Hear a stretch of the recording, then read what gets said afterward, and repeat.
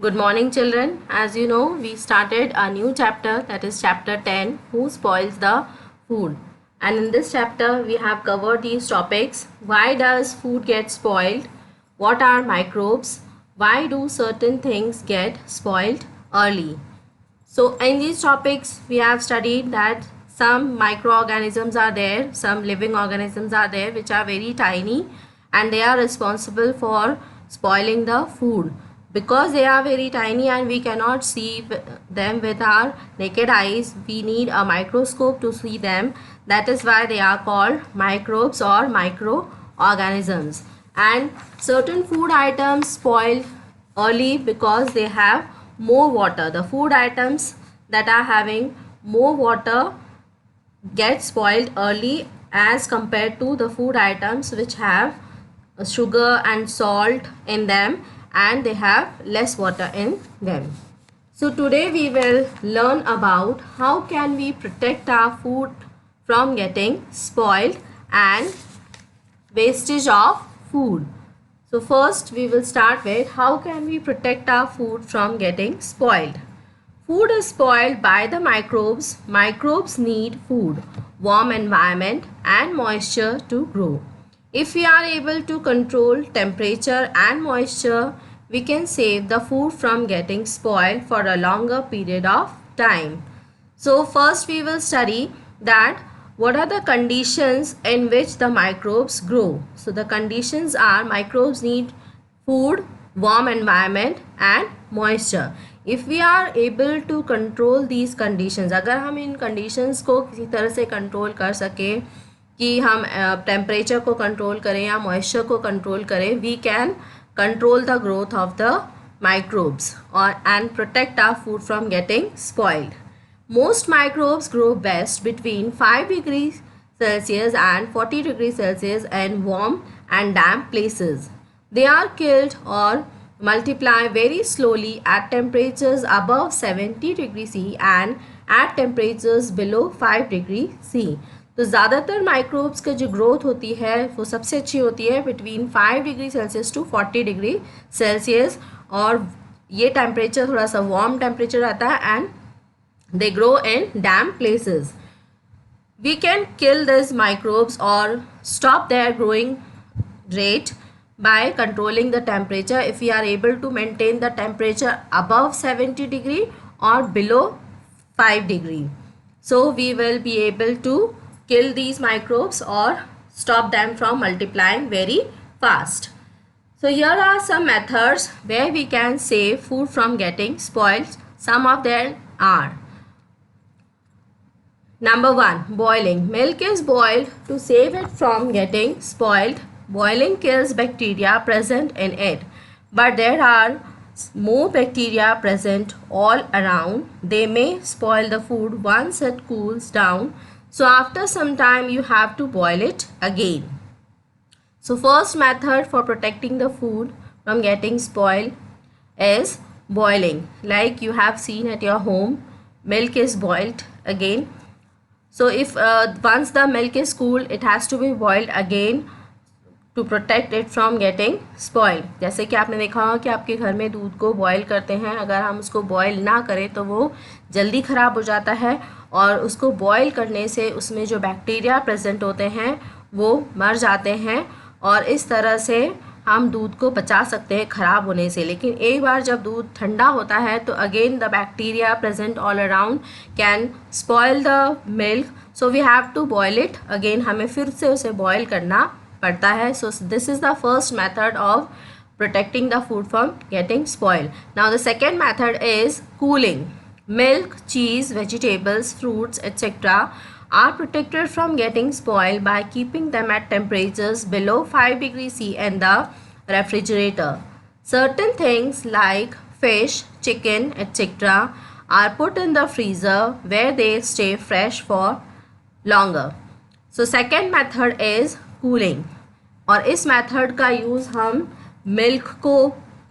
Milk के लिए, चीज़ के लिए, वेजिटेबल्स, फ्रूट्स, इन चीज़ों को प्रोटेक्ट करने के लिए करते हैं. We keep them in the refrigerators where the temperature is below 5 degree C. हम उनको फ्रिज में रखते हैं जहाँ पर कि टेम्परेचर 5 डिग्री सी से नीचे होता है और हमारा जो फूड है वो काफ़ी समय तक ख़राब हुए बिना रहता है। और इसके अलावा हम फिश, चिकन, इसको हम फ्रीज़र में रख सकते हैं और फ्रीज़र में रखने से these food items stay fresh for longer, ये चीज़ें काफ़ी समय तक फ्रेश रहती हैं। So second method you have studied is cooling. Now about the third method, that is drawing. Drawing means किसी चीज़ को सुखाना। Removing moisture from food items prevents them from rotting early. Mint leaves, green peas, potato chips, ginger, etc. can be kept safely for months together by drying them. People dry fish also to keep them safe for eating for many months. Third method is drawing, जिसका मतलब होता है कि उसमें से water को remove करना, removing moisture from the food items. पानी को अगर उसमें से सुखा दिया जाए तो काफ़ी समय तक हम चीज़ों को ख़राब होने से बचा सकते हैं। और आप अपने घरों में इस तरह की मेथड को देखते होंगे, जब आपकी मम्मी चिप्स वगैरह बनाती हैं तो वो क्या करते हैं, पोटैटो को हम सुखा देते हैं, चिप्स को हम सुखाते हैं, उसका जो वाटर है वो रिमूव कर देते हैं and then it can be stored for 2-3 years. इसी तरह से मिंट लीव्स हैं, ग्रीन पीस हैं, जिंजर हैं, इनको भी सुखाकर काफ़ी सालों तक हम यूज़ कर सकते हैं। Even the fish is dried and keep and it can also be kept for many months. Now about the fourth method, that is on page number 60, pickles and jams. Several food items are pickled or jams are made from them. Salt and oil in pickles do not allow microbes to grow in pickles. तो fourth जो method है food items को ख़राब होने से protect करने के लिए, that is pickles and jam. सबसे पहले हम पिकल्स के लिए पढ़ेंगे कि कुछ फूड आइटम्स ऐसे होते हैं जिनका कि हम अचार डालते हैं। पिकल्स मीन्स अचार डालना, तो उनको अचार डाला जाता है और उसमें जो ऑयल और सॉल्ट प्रेजेंट होता है वो माइक्रोब्स की ग्रोथ को अलाउ नहीं करता है और इस तरह से पिकल्स को हम काफ़ी सालों तक स्टोर करके भी रख सकते हैं। Similarly too much of sugar in jams also prevents the growth of microbes. इसी तरह से जैम्स में क्योंकि बहुत ज़्यादा शुगर होती है तो शुगर भी फूड आइटम्स को ख़राब होने से प्रोटेक्ट करती है, प्रिवेंट करती है। तो जैम्स भी इसलिए काफ़ी समय तक हम स्टोर करके ख़राब किए हुए बिना स्टोर करके रख सकते हैं। Many food items like mangoes, chillies, lemon, carrots, cauliflower etcetera are pickled and jams are made from almost all the fruits. तो काफ़ी सारे फूड आइटम्स जैसे कि मैंगोज़ हैं, चिलीज़, लेमन, कैरेट्स, कॉलीफ्लावर, इनका अचार डाला जाता है और सॉल्ट और ऑयल इन्हें प्रोटेक्ट करते हैं, प्रिवेंट करते हैं ख़राब होने से।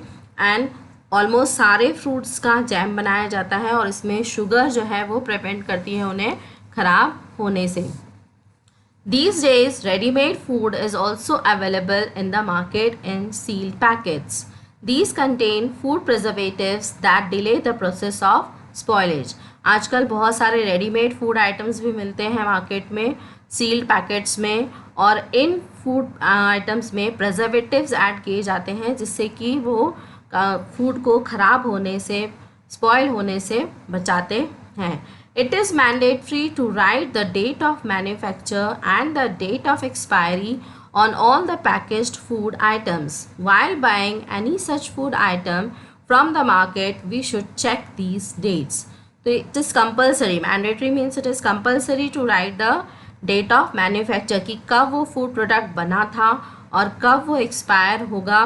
तो सभी पैकेट फूड में ये इंफॉर्मेशन देना ज़रूरी होती है मैन्युफैक्चरर्स को, कि ताकि जो ख़रीदने वाले हैं उसको देख सकें कि वो कब तक उस फूड आइटम को यूज़ कर सकते हैं या उसकी फ्रेशनेस कब तक रह सकती है, उसके बाद वो ख़राब हो जाएगा। और हमें ऐसे पैकेज्ड फूड आइटम्स को ख़रीदते समय हमेशा इनको चेक करना चाहिए।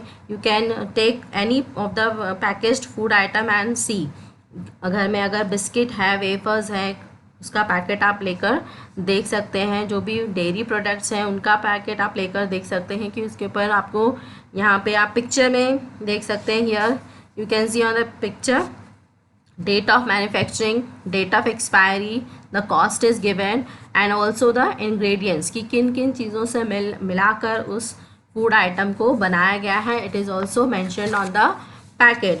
तो ये जो पैकेज्ड फूड आइटम्स होते हैं इनके ऊपर ये सारी चीज़ें मेंशन करना कंपलसरी होता है, ताकि जो खरीद रहा है वो इसे चेक कर सके कि वो उसे कौन सी डेट तक उसे यूज़ कर सकता है. Now I am reading the information given here in the box. Do you know oxygen is necessary for microbes to grow and hence spoil food. To prevent the damage caused by oxygen, another gas, nitrogen, is filled inside the sealed, inflated packets of food items. This gas prevents the growth of microbes and helps in preserving food. तो जितने भी packets में food मिलते हैं उनको microbes की growth को रोकने के लिए उनमें नाइट्रोजन गैस फिल की जाती है, इसलिए वो पैकेट फूले हुए दिखाई देते हैं. उसमें से ऑक्सीजन गैस को रिमूव कर दिया जाता है क्योंकि oxygen is necessary for the growth of microbes. तो oxygen is removed and nitrogen is filled, and because of the nitrogen gas only the packets look fluffy दिखाई देते हैं क्योंकि उसमें नाइट्रोजन गैस फिल की जाती है. And this gas prevents the growth of microbes and hence preserves the food.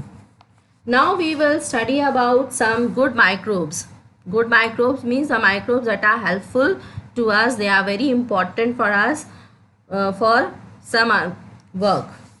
Do you know that microbes helps to prepare food? Several food items like bread, curd, cakes, pizza, dhokla, idli, dosa, etc. are cooked with the help of a microbe known as yeast. तो कुछ microbes जो हैं वो हमारे लिए useful भी होते हैं क्योंकि वो हमें हेल्प करते हैं कि उससे हम फूड प्रिपेयर कर सकें. जैसे कि कुछ फूड आइटम्स हैं जैसे कि bread, curd, cakes, pizza, dhokla, idli, dosa, ये सारे जो फूड आइटम्स हैं वो माइक्रोब की हेल्प से ही कुक किए जा सकते हैं. And the microbe name is yeast. There are a number of microbes that eat leftover food, dead animals, plants, and help to clean our environment. This process is called decomposition, and such microbes are called decomposers. इसके अलावा कुछ ऐसे micro organisms भी हैं जो left over food खाते हैं, मरे हुए एनिमल्स और प्लांट्स को खाते हैं, और जब वो ऐसा करते हैं they are helping us to clean our environment. इससे हमारा एनवायरनमेंट जो है वो क्लीन होता है. And this process is called decomposition. ये एनवायरनमेंट क्लीन करने की जो प्रोसेस है इसको हम डीकम्पोजिशन कहते हैं, जो सड़े गले चीज़ों को डीकम्पोज करने का काम करते हैं. And such microbes are called decomposers. Now come to the next page, that is page number 61. Wastage of food. Food is precious. It is essential for life. There are many people in the world who die of hunger. They do not get any food to eat. In our country also, we find hundreds of them living on the footpaths and having nothing to eat. Under this situation, can we afford to allow our food to be thrown in the dustbins and rot? तो food जो है वो precious है, costly है, and it is very important for life, और life के लिए भी बहुत ज़रूरी है. लेकिन बहुत सारे लोग दुनिया में ऐसे हैं जो कि भूख से मर जाते हैं, उनको खाना खाने के लिए नहीं मिलता है. इवन हमारे कंट्री में भी बहुत सारे लोग ऐसे हैं जो फुटपाथ पर रहते हैं और उनको भी they are not having anything to eat. तो ऐसे सिचुएशन में क्या हमें ऐसा सोचना नहीं चाहिए कि हम जो बचा हुआ खाना है उसको हम डस्टबिन में फेंक दें या फिर सड़ने के लिए छोड़ दें. We can give the left over food to such poor people so they can eat that food and prevent themself from starving. उनको हम भूख से बचा सकते हैं अगर हम ये बचा हुआ खाना उनको दे दें, फूड का वेस्टेज ना करें. So with this, the chapter is over. Read the chapter once again and try to solve the exercises yourself. Thank you.